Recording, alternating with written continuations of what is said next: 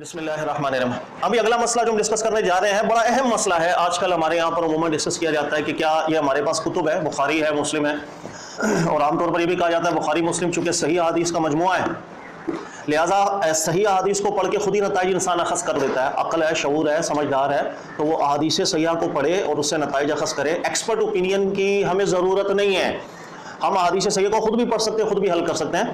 تو یہ جو نظریہ ہے میں اس کے اوپر آج کلام کرنا چاہ رہا ہوں کہ بہت سی احادیث بالکل ایسی ہیں جس کو ہم پڑھیں گے، جس پر ہم عمل کریں گے، بالکل کر سکتے ہیں، لیکن ساتھ ساتھ ذہن میں رکھ لیجئے گا کہ سینکڑوں کی، ہزاروں کی تعداد میں ایسی حدیثیں بھی موجود ہوتی ہیں جو سندن صحیح ہوتی ہیں، وہ بخاری میں بھی موجود ہیں، وہ مسلم میں بھی موجود ہیں، اور صرف بخاری اور مسلم کے اندر 100 سے بھی زیادہ حدیث ایسی ہیں کہ جو بالکل صحیح حدیث ہیں، لیکن آپ اس حدیث پر عمل کریں گے تو آپ کا ایمان بھی خطرے میں پڑ جاتا ہے۔ آپ وداؤٹ ایکسپرٹ اوپینین کے ان حدیثوں کو سولو کر ہی نہیں سکتے ہیں۔ یہ بنیادی نقطہ جو لوگوں کو عام طور پہ سمجھ میں نہیں آتا اور جس سے ہماری اس امت کے اندر اس لوگوں کے اندر ایک افتراق کی کیفیت پیدا ہو جاتی ہے۔ یا جب حدیثیں صحیح سامنے ہیں، ہمارے بخاری کی حدیث ہیں، تو ہم پڑھ کے نتیجہ کیوں نہ اخذ کریں؟ ہمیں ایکسپرٹ اوپینین کی کیا ضرورت ہے؟ اور یہی وجہ ہوتی ہے کہ وہ آئے بغیر حدیثوں کو پڑھ بھی رہے ہوتے ہیں، امت میں افتراق پیدا ہو جاتا ہے۔ وہ ایسا لگتا ہے کہ جیسے دیگر جو علماء ہیں وہ پڑھے لکھے ہی نہیں ہیں، وہ حدیثوں کو لوگوں سے چھپاتے ہیں، ان کو آتا ہی کچھ نہیں ہے، وہ حدیثیں پڑھ کے کیوں نہیں سناتے ہیں۔ یہ بہت سی اس کی ایگزامپلز ہمارے یہاں موجود ہیں۔ میں اس کو مثال سے سمجھاتا ہوں۔ دیکھیے گا بخاری اور مسلم، صرف کوشش کروں گا زیادہ مثالیں آپ کو بخاری مسلم سے ہی دوں، اور سینکڑوں بلکہ 100 سے زائد ذہن میں رکھیے گا بخاری اور مسلم کی ایسی حدیثیں جو صحیح ہیں، لیکن اس کے متن کے اوپر اگر آپ ایمان رکھتے ہیں ایز اٹ از جیسا لکھا ہوا ہے، آپ کا ایمان خطرے میں پڑ جاتا ہے، آپ غلط ہو جاتے ہیں، گمراہ ہو جاتے ہیں۔ آپ کو ایکسپرٹ اوپینین ضروری ہے۔ اس کی میں کئی مثالیں آپ کو دیتا ہوں۔ مثال نمبر 1 دیکھیے گا، بلکہ مثال نمبر 1 سے پہلے بھی کچھ میں سمجھا دیتا ہوں۔ وہ یہ کہ یہ جو کتاب ہے، کیا بخاری ہو چاہے مسلم ہو، کیا اللہ کے نبی صلی اللہ علیہ وسلم نے اپنے دست مبارک سے لکھوائی ہے؟ آپ کے ذہن میں آئے گا نہیں، اللہ کے نبی علیہ السلام نے یہ کتاب نہیں لکھوائی، یہ کتاب بعد میں لکھی گئی ہے، انسانوں نے اس کتاب کو لکھا ہے، اور راویوں سے احادیث کو لیا گیا ہے، راویوں کو غور کیا گیا، اس میں تحقیق کی گئی، اور جو اجتہاد کے اندر جس راوی پر اعتماد پیدا ہوا اس کی حدیث کو ایکسپٹ کیا گیا۔ دنیا کا سب سے مشکل اجتہاد ہے ہی یہ کہ بندہ ٹھیک ہے یا نہیں۔ ایک بندہ ظاہری لبادے کے اندر 100% آپ کو ٹھیک لگ رہا ہو، اس کے دل کے اندر کیا چوٹ چھپا ہے آپ پہنچ ہی نہیں سکتے۔ تو کسی محدث کا کہنا کہ یار یہ جو راوی ہے بالکل عادل ہے، ٹھیک ہے، نیک ہے، پرہیزگار ہے، متقی ہے، حافظہ بھی اس کا ٹھیک ہے، یہ حدیث بھی ٹھیک بیان کر رہا ہے، خالصتاً اجتہاد کا اس کے اندر تعلق ہوتا ہے۔ یاد رکھ لیجئے گا جو میں بات اہم بتا رہا ہوں، ایکسپرٹ اوپینین سب سے پہلے یہیں پر درکار ہوتا ہے کہ حدیث ٹھیک بھی ہے یا نہیں ہے۔ بغیر ایکسپرٹ اوپینین کے آپ کو کیسے پتا حدیث ٹھیک ہے؟ نمبر 2، پھر کئی دفعہ راوی ٹھیک ہوتے ہیں حدیث کے، لیکن پھر بھی حدیث کے اندر ایسی علت آ جاتی ہے، ایسا مسئلہ آ جاتا ہے کہ اس حدیث کو ہم ایکسپٹ نہیں کر سکتے ہیں، بلکہ وہ صراحتاً آپ کے دین سے متعارض حدیث ہوتی ہے۔ اس حدیث پر ایمان لانا، اس حدیث کے ایز اٹ از الفاظ کو مان لینا آپ کو بہت شدید نقصان پہنچا دیتا ہے۔ اب اس کی مثالیں دیکھیے گا، اور میں بڑی بڑی مثالیں دوں گا، چھوٹی چھوٹی مثالیں نہیں دوں گا۔ مثال کے طور پر دیکھیے گا قرآن پاک ہمارے درمیان موجود ہے، اور کسی کو کوئی شک نہیں، کسی مسلمان کو بھی اللہ کا کلام ہے، اور اس میں کسی قسم کی کوئی تبدیلی نہ ہوئی ہے نہ ہو سکتی ہے، یہ اللہ تعالیٰ نے اس کو محفوظ رکھا ہوا ہے۔ لیکن میں اگر آپ کو یہ بولوں کہ یہی بخاری اور مسلم اور یہی صحیح احادیث کو اگر آپ مطالعہ کریں تو 20 صحیح حدیثیں وہ کہیں گی کہ جو قرآن ہے وہ الگ ہے، یہ جو قرآن ہمارے ہاتھوں کے اندر یہ قرآن الگ ہے، قرآن میں فرق ہے، قرآن ہی فرق ہے، آپ باقی کیا چیزوں کو حل کریں گے؟ بھائی اس کی میں مثال آپ کو دیتا ہوں، دیکھیے گا مسلم کی حدیث ہے، اب ایک حدیث کا رتبہ دیکھیے گا کتنا ہے۔ ایک حدیث جس کو صحیح سند کے ساتھ امام مسلم لے کر آئے، یہی بہت بڑا نام ہے۔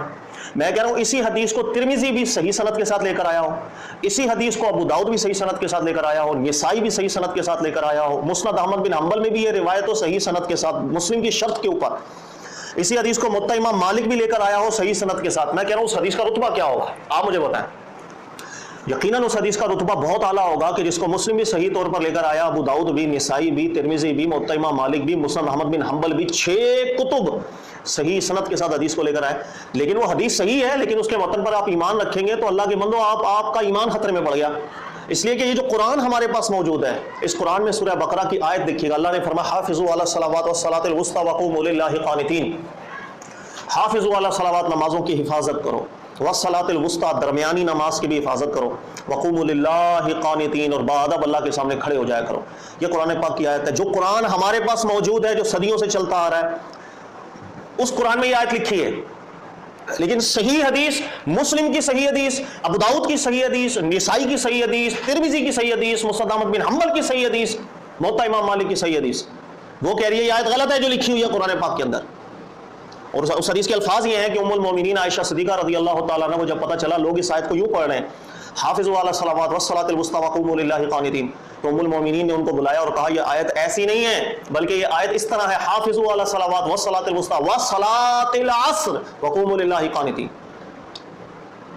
والصلاۃ العصر کا لفظ اس میں زیادہ ہے، آپ کمی کیوں کر رہے ہو؟ ہم نے اللہ کے نبی علیہ السلام سے یہ آیت اسی طرح سنی ہے۔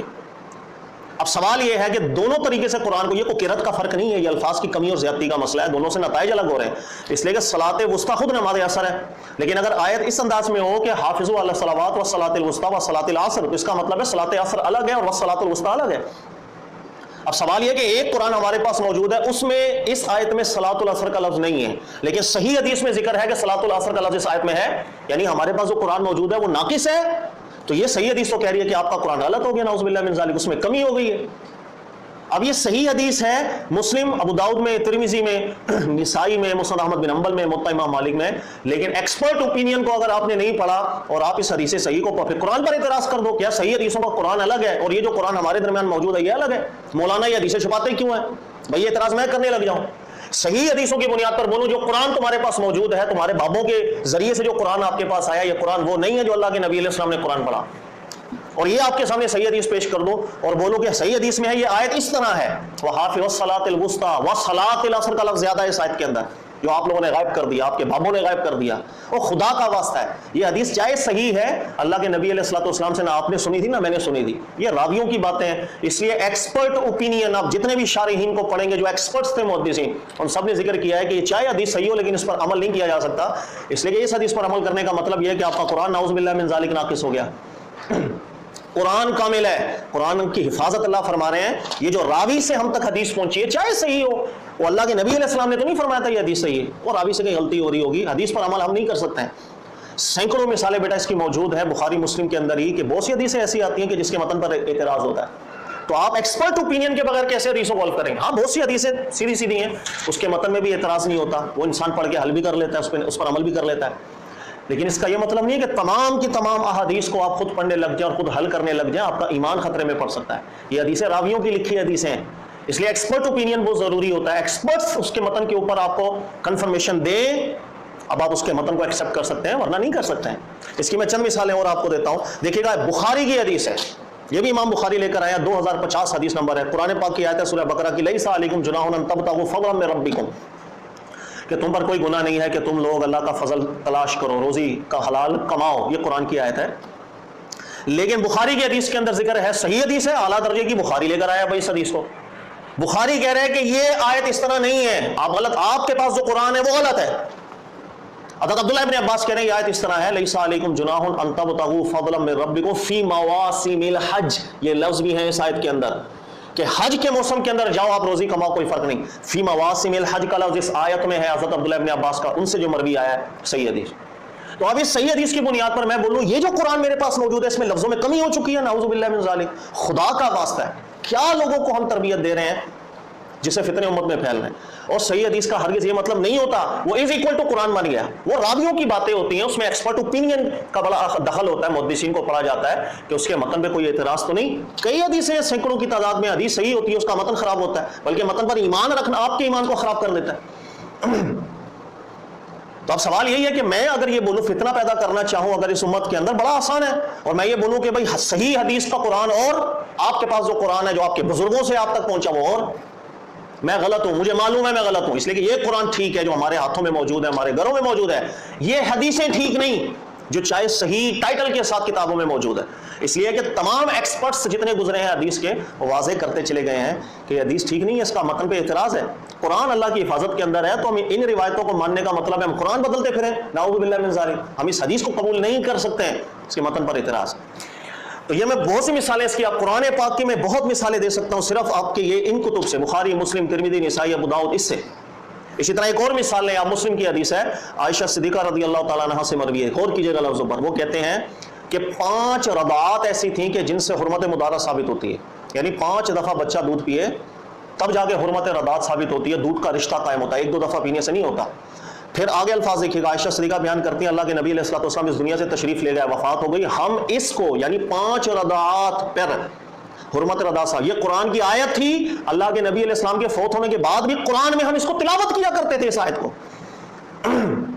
اب میرا آپ سے سوال ہے، یہ صحیح حدیث ہے، یہ صحیح حدیث ہے، لیکن اس صحیح حدیث کے نتیجہ کیا نکل رہا ہے؟ اس صحیح حدیث سے نتیجہ نکل رہا ہے کہ قرآن میں ایک آیت تھی جس میں ذکر ہے کہ 5 دفعہ بچہ دودھ پیے تو حرمت رضاعت ثابت ہوگی، 5 سے کم دفعہ میں حرمت رضاعت ثابت نہیں ہوگی۔ سوال یہ کہ وہ آیت کہاں ہے قرآن میں؟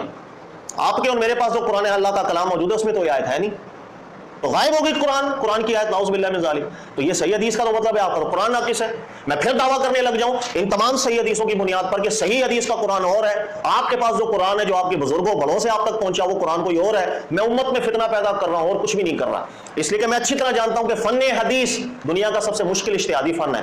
اللہ کے نبی علیہ السلام نے حدیثیں اپنی لکھوائی نہیں تھیں، بعد میں علماء کا اجتہاد ہوا۔ اس لیے یہ جو آپ کے پاس کتاب موجود ہے بخاری نام سے، مسلم کے نام، اس کے اندر سینکڑوں حدیثیں ایسی ہیں کہ جس حدیث کے متن پر اعتراض ہے اس کا متن کفر پر مبنی ہے، خدا کا واسطہ ہے۔ اس لیے ایکسپرٹ اوپینین بہت اہم ہوتی ہے، اور ایکسپرٹس کے بغیر حدیثوں کو حل کرنا، کچھ حدیثیں تو آپ حل کر لیں گے آسان سی حدیثیں، لیکن بہت سی حدیثیں ایسی ہیں جس کے اندر ایسی علت ہوتی ہے کہ آپ کا ایمان خطرے میں پڑ جاتا ہے۔ اسی لیے جو بڑے اور اکابر علماء بیان کرتے آئے ہیں کہ احادیث کے متن کو بغیر ایکسپرٹس کے سولو نہ کیا جائے، وہ پاگل نہیں تھے۔ آج آپ کو پاگل بنایا جا رہا ہے، للو پنجو اٹھ کے وہ کہتے ہیں حدیثیں صحیح ہیں تو پڑھو، کیوں نہ پڑھیں؟ مولانا چھپاتے ہیں، ہاں چھپاتے ہیں مولانا ایسی حدیثیں، اس لیے کہ جس حدیث میں کفر بیان ہوگا وہ لوگوں کو بیان کرتے پھریں ہم، خدا کا واسطہ ہے۔ حدیث کے متن کو چیک کرنا پڑتا ہے۔ فن حدیث کا اجتہاد مشکل اجتہاد ہوتا ہے۔ میں اس کی کئی مثالیں اور آپ کو دیتا ہوں، دیکھیے گا۔ مجھے آپ یہ بتائیں قرآن کیا کہتا ہے؟ انبیاء علیہ السلام سچے ہیں یا جھوٹے ہیں؟ آپ قرآن کی مختلف آیتیں پڑھیں، انہ کان صدیقا نبیا، اللہ نے اپنے نبیوں کے بارے میں فرمایا، خصوصاً حضرت ابراہیم علیہ السلام سے متعلق، انہ کان صدیقا، ہمیشہ سچ بولنے والے، ہمیشہ سچ بولنے والے۔ اس لیے کہ اگر نبی سچا نہیں اس کی بات پر اعتماد نہیں۔ نبی سچا ہوتا ہے، وہ جو بات کریں گے وہ سچ، اللہ کے نسبت سے جو بات آپ تک پہنچاتے ہیں وہ سچی بات ہوتی ہے۔ لہٰذا اللہ کے نبی کو جھوٹا قرار دینا نعوذ باللہ من ذالک، نبوت میں شک ہو جاتا ہے۔ قرآن کا مطالعہ کریں، انہ کان صدیقا نبیا، اللہ کہہ رہے ہیں حضرت ابراہیم علیہ السلام سچے، ہمیشہ صدیق کا مطلب ہے جو ہمیشہ سچ بولے، کبھی جھوٹ نہ بولے۔ یہ بات خود ایک صحیح حدیث کے اندر ذکر ہوئی ہے کہ اللہ کے نبی علیہ السلام نے فرمایا لا یزال العبد، ہمیشہ ایک بندہ سچ بولتا رہتا ہے، کبھی جھوٹ نہیں بولتا، وہ اللہ کی بارگاہ میں یکتب صدیق، اللہ کی بارگاہ میں وہ صدیق لکھ دیا جاتا ہے۔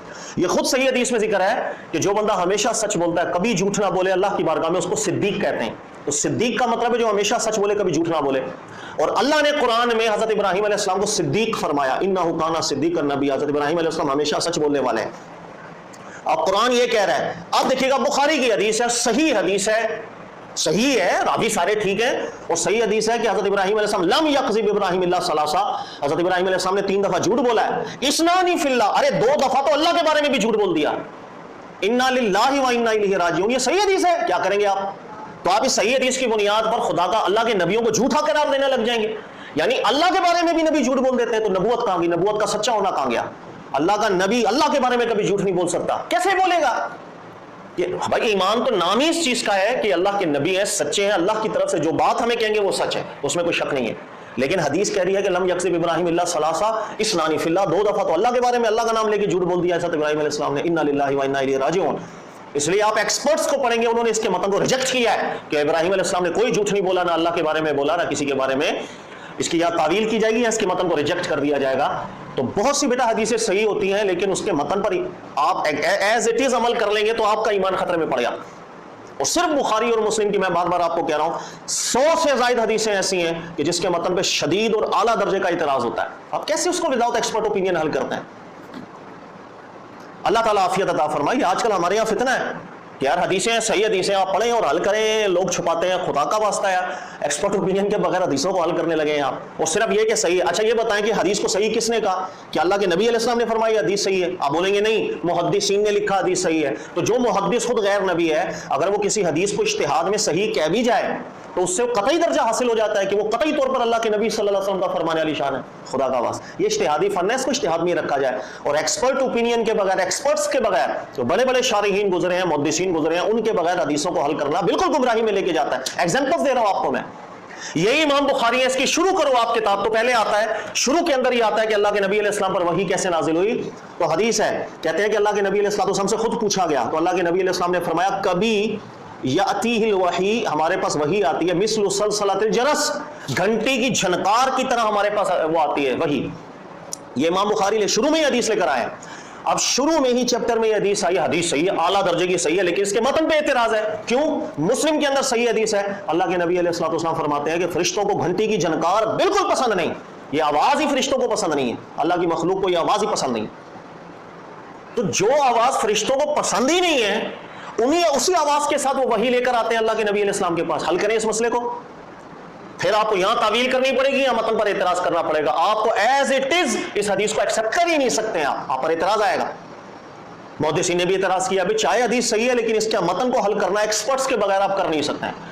اسی طرح یہی بخاری کی حدیث ہے، اس کا ابتدائی حصہ ورقہ بن نوفل والا قصہ پڑھیں جس کے اندر ذکر اللہ کے نبی علیہ الصلوۃ والسلام جب غار حرا میں وحی آئی، اس کے بعد ورقہ بن نوفل کے پاس گئے تو انہوں نے کہا، ورقہ بن نوفل نے کہا کہ وہی جبریل ہے جو آیا، جس کا ظاہر متن حدیث کا کہہ رہا ہے کہ جیسے اللہ کے نبی علیہ الصلوۃ والسلام کو شک تھا، جیسے نعوذ باللہ کہ وہ میرے پاس جو وحی آئی ہے وہ جبریل ہی تھے، کون تھے؟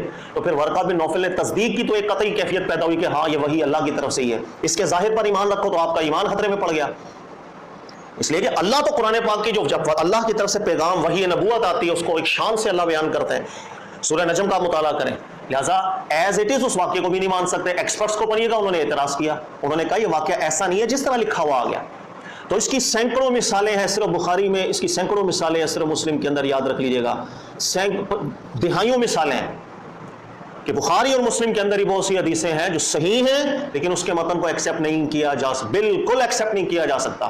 ورنہ نعوذ باللہ انبیاء کرام علیہ الصلوۃ والسلام پر اعتراضات لازم آئیں گے. دین کا بنیاد ہی دین کی ہل جاتی ہے. اس لیے میں اکثر آپ کو بیان کرتا ہوں یہ آج کل کے فتنے ہیں، اللہ تعالیٰ عافیت عطا فرمائے کہ بھائی حدیثیں صحیح ہیں آپ پڑھیں، ایکسپرٹس کے رائے لینے کی کیا ضرورت ہے.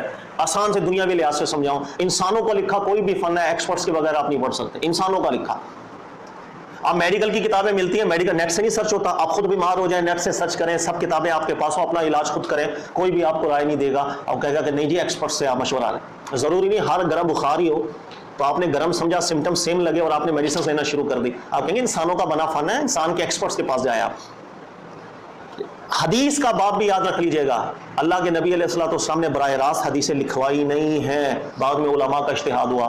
تو جب غیر نبی کے اجتہاد سے حدیثیں جمع ہوئی ہیں تو اس میں ایکسپرٹس اوپینین ضروری ہو جاتی ہے، اس میں بہت زیادہ تحقیق ضروری ہوتی ہے. لوگوں کو قرآن کی مثل ان کتابوں کو قرار نہیں دیا جا سکتا کہ جیسے قرآن ہے ویسے ہی ہے کہ آپ صحیح حدیثیں بس پڑھو اور اس پر عمل کرتے چلے جاؤ. انا للہ و انا الیہ راجعون. یہ آج کل کا فتنہ ہے جس سے فرقہ واریت پھیلتی ہے. لوگ کہتے ہیں یار یہ صحیح حدیث ہے، علماء کیوں نہیں بیان کرتے؟ اس لیے کہ بیٹا اس کے متن ہی ٹھیک نہیں ہے. اب آپ کو کیسے سمجھا اس کا متن ٹھیک نہیں ہے؟ آپ نے سمجھا، آپ کی بنیاد ہی خراب ہو گئی. وضو کے اندر ایسی حدیثیں موجود ہیں، غسل کے باب کے اندر بھی ایسی حدیثیں موجود ہیں، نماز کے باب کے اندر بھی ایسی حدیثیں موجود ہیں، طلاق اور نکاح کے باب کے اندر بھی ایسی حدیثیں موجود ہیں. ہر باب کے اندر ایسی حدیثیں موجود ہیں کہ جس کے متن پر اعتراضات. ایکسپرٹ اوپینین کو ویلیو دیا کریں. مختصر میں نے یہ سمجھانا تھا. اور آخر میں ایک چیز کا ذکر کر دوں آپ کو کہ انشاءاللہ ہماری اکیڈمی میں کلاسز ہمارے یہاں فن حدیث کی اس کا آغاز ہو رہا ہے. آپ سب بھائیوں کو جو مجھے سنتے ہیں، آپ کو دعوت ہے میری طرف سے کہ اس کورس کے لیے ایڈمیشنز اوپن ہیں، آپ ایڈمیشن کریں اور فن حدیث سیکھیں کہ حدیث کو کس طرح حل کیا جاتا ہے، اس کی سند کو کیسے حل کیا جاتا ہے، اس کے متن کو کیسے حل کیا جاتا ہے. یہ تمام چیزیں آپ کو انشاءاللہ ہم سکھائیں گے اور یہی بخاری اور مسلم آپ کو ہم حل کروائیں گے اور اسی اور بخاری اور مسلم کی سینکڑوں حدیثیں آپ کو ہم دکھائیں گے کہ جس پر محدثین نے اعتراض کیا کہ حدیث چاہے صحیح ہے لیکن اس پر عمل بالکل نہیں کیا جا سکتا، اس لیے کہ اس کے متن کے اندر اتنا زیادہ اعتراض ہے کہ اس کے متن کو ماننے کا مطلب ہے نعوذ باللہ من ذالک کہ آپ کا اپنا ایمان خطرے میں ہو جاتا ہے، آپ گمراہی میں مبتلا ہو جاتا ہے. اس کی سینکڑوں مثالیں ہم آپ کو بخاری سے بھی دیں گے، مسلم سے بھی دیں گے. اور آخر میں دوبارہ آپ کو دعوت دے رہا ہوں، آپ بھائیوں کو، آپ بہنوں کو، کہ جو مجھے سن رہے ہیں فن حدیث کے لیے جو ہماری کلاسز کا آغاز ہو رہا ہے، اس کے لیے نمبر بھی آپ کو نیچے سلائڈ پہ لکھا آ جائے گا، مل جائے گا. آپ رابطہ کریں، ایڈمیشنز اپنا کنفرم کریں، فن حدیث سیکھیں. آج کل بہت زیادہ فتنہ ہے. اس کی میں اب آخر میں ایک دو مثالیں اور دے کر اپنے اس لیکچر کو ختم کرتا ہوں. آج کل سوشل میڈیا کے اوپر بھی بہت بڑا چرچا ہے بخاری کی ایک حدیث لے کر کہ اللہ کے نبی علیہ الصلوۃ والسلام نے فرمایا عمار تقتلہ فی باغیہ، عمار تجھے باغی گروہ قتل کر دے گا، تو جنت کی طرف بلائے گا، وہ دوزخ کی طرف بلائے. بخاری کی اس حدیث کو لے کر کے بہت زیادہ چرچا ہے کہ جب اللہ کے نبی علیہ السلام نے فرمایا وہ گروہ دوزخ کی طرف بلائے گا تو وہ دوزخ کی طرف بلانے والا گروہ ہے، وہ حق پر نہیں ہو سکتا، وہ ٹھیک نہیں ہو سکتا، وہ اجتہاد پر بھی نہیں ہو سکتا، وہ جہنم کی طرف بلانے والا ہے. اب یہ جو ہمارے بھولے بالے لوگ ہیں بخاری کھول کے اس حدیث کو دیکھیں گے، کہیں گے ہاں جی بالکل بخاری میں یہ لکھا ہے. اللہ کے بندے بخاری میں لکھا تھا، اللہ کی کتاب میں نہیں لکھا تھا، یہ انسانوں کی لکھی گئی. اس لیے میں کہتا ہوں ایکسپرٹ اوپینین کو ویلیو دیں، ایکسپرٹس کو پڑھیں. محدثین واضح کرتے آئے ہیں عمار کو جنت کی طرف بلائے گا، وہ گروہ دوزخ کی طرف بلائے گا. یہ لفظ اللہ کے نبی کے نہیں ہے، یہ بعد میں ایڈیشن ہوئی ہے، مدرج لفظ ہے. یہ اللہ کے نبی علیہ السلام کا فرمان عالی شان نہیں ہے، نہ امام بخاری اس کتاب میں یہ لفظ لے کر آئے تھے جو امام بخاری نے کتاب لکھی تھی، یہ بعد میں ایڈ کیا گیا اس کے اندر. محدثین کو آپ پڑھیں اس موضوع کے اوپر باقاعدہ ہمارا ایک لیکچر بھی ہے تفصیلی، ہمارے چینل پہ آپ کو ملے گا حضرت امیر معاویہ کے حوالے سے. اب سنیے گا کیا کریں، لوگوں کو نہیں پتا، آرام سے بیوقوف بنایا جا سکتا ہے لوگوں کو. میں بھی بیوقوف بنا سکتا ہوں. دیکھیے گا اگر یہی لیکچر میرا شروع سے سنیں، میں دعوے سے کہہ سکتا ہوں صحیح حدیثوں کا قرآن اور آپ کے گھر میں جو رکھا ہوا قرآن ہے وہ اور، لیکن میں گمراہ کر رہا ہوں آپ لوگوں کو. میں آپ لوگوں کو ہدایت پہ نہیں لا رہا. حدیثوں کو حل کرنا مشکل کام ہوتا ہے، ایکسپرٹ اوپینین اس میں ضروری ہے. حدیثوں کے متن پہ اعتراضات ہوتے ہیں، ہزاروں قسم کے اعتراضات ہوتے ہیں، ہر باب میں ایسی حدیثیں ملتی ہیں.